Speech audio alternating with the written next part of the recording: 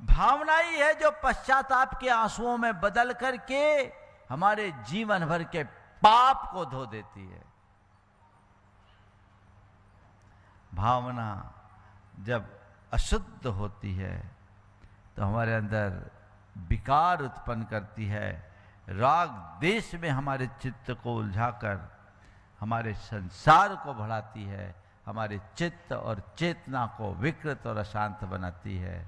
लेकिन वही भावना जब शुद्ध हो जाए तो हमारे जीवन को पवित्र बनाकर, चेतना को विशुद्ध बनाकर हमारे मुक्ति का मार्ग प्रशस्त कर देती है।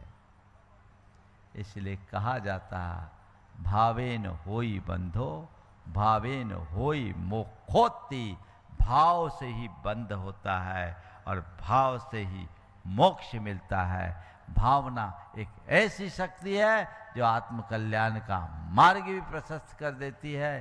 तो भावना एक ऐसी परिणति है जो हमें रसातल में भी पहुंचा देती है।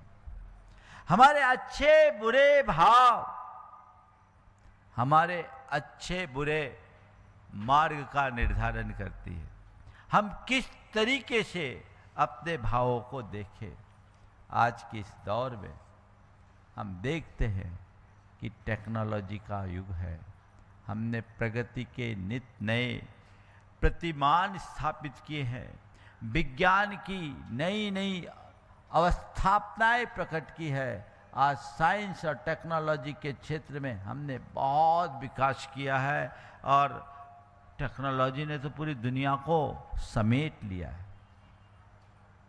ये एक बहुत अच्छी चीज है, अभूतपूर्व है। लेकिन सोचने का सवाल तो ये है कि हमने जितना बाह्य जगत में अपना विकास किया है, क्या आंतरिक जगत में हम उतने ही अधिक शांत, सहज और संतुलित हैं?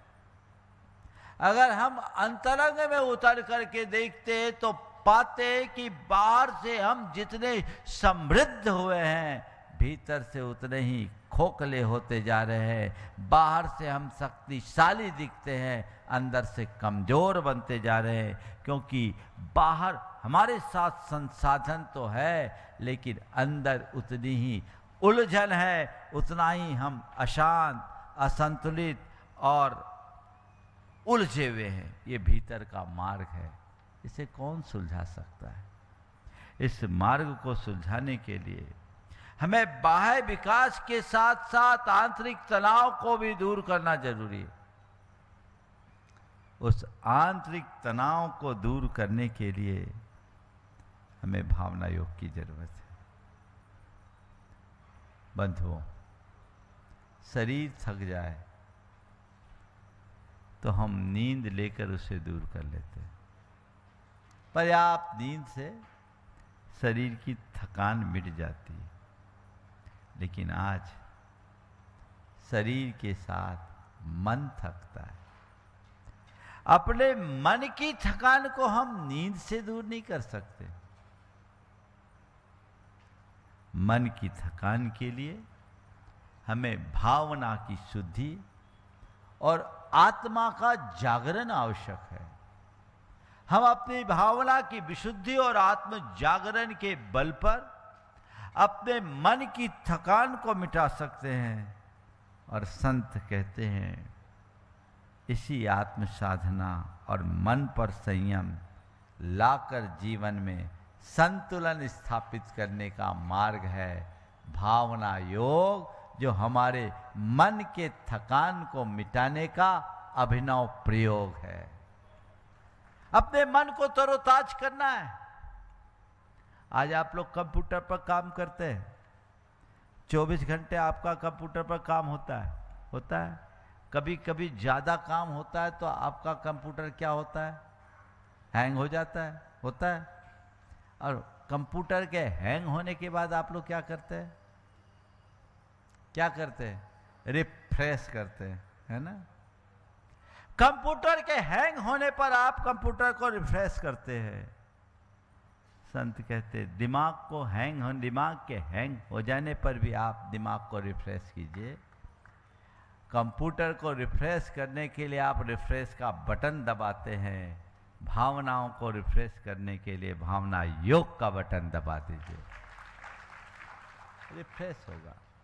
सुबह से यदि आपने भावना योग किया, आप ये पाएंगे कि हम पूरी तरह से रिफ्रेश हो गए। प्रायः किसी भी प्रकार की साधना की बात की जाती तो हम लोगों के मन में एक बात आती है, ये कोई धार्मिक क्रिया है, ये किसी पंथ, ये किसी परंपरा से बंधी भी है, ये किसी धर्म विशेष की बात है। बंधुओं, मैं भावना योग के संदर्भ में आप सबसे ये कहना चाहता हूँ कि धार्मिक कोई भावना योग कोई कर्मकांड नहीं है और न ही धर्म विशेष की कोई विधि। इसका किसी धर्म, इसका किसी संप्रदाय, इसका किसी पंथ से कोई संबंध नहीं है। ये तो मनुष्य की भावनागत शुद्धि की एक शाश्वत प्रक्रिया है। भावना हर मनुष्य के भीतर है तो उसकी शुद्धि की जरूरत भी हर मनुष्य के लिए है। इसे संप्रदायातीत होकर के देखा जाए, इसमें किसी भी पंथ, किसी भी धर्म का संबंध नहीं है, धर्म की क्रिया ही नहीं है। ये तो जीवन को परिवर्तित और विशुद्ध बनाने की प्रक्रिया है जिसकी सभी को आवश्यकता है। हम उस दिशा में सोचे, ये ध्यान है। भावना योग ये ध्यान है क्योंकि इसमें स्वयं को सहज और संतुलित बनाने का अभ्यास है। ये एक चिंतन है जहां हम अपने भावनाओं पर समग्रता से विचार करते हैं। ये एक अनुभव है जो हमारे आत्म साक्षात्कार का मार्ग हमें देता है, और ये उत्थान है जो हमारे जीवन को, हमारी सोच को नीचे से ऊपर ले जाता है और हमारी चेतना के उत्थान का आधार बनता है। हम भावना योग को संदर्भ में देखने की कोशिश करें और इसका मूल सार और संदेश यही है, तुम जैसे सोचते हो, जैसे भाव करते हो, वैसे ही बनते हो। यद भाव्यते तद भवति। भावना योग का मूल ये, तुम जैसा सोचते हो, जैसा भाव करते हो, जैसा विचार करते हो, वैसा बन जाते हो। तुम्हें तय करना है कि मैं क्या बनूं, मुझे क्या बनना है, और जैसा बनना है वैसे विचार और वैसे ही भाव रखो तो हम अपने जीवन को आगे बढ़ाने में सफल हो सकते हैं। इसलिए मैं कहूँगा, अपनी सोच को साधो, अपनी भावना को शुद्ध करो और अपनी चिंतन को दिशा दो। जय जिनेंद्र। अगर आपको मेरी वीडियो अच्छी लगती है तो प्लीज़ मेरे चैनल को लाइक करें, शेयर करें और सब्सक्राइब करें। Thank you.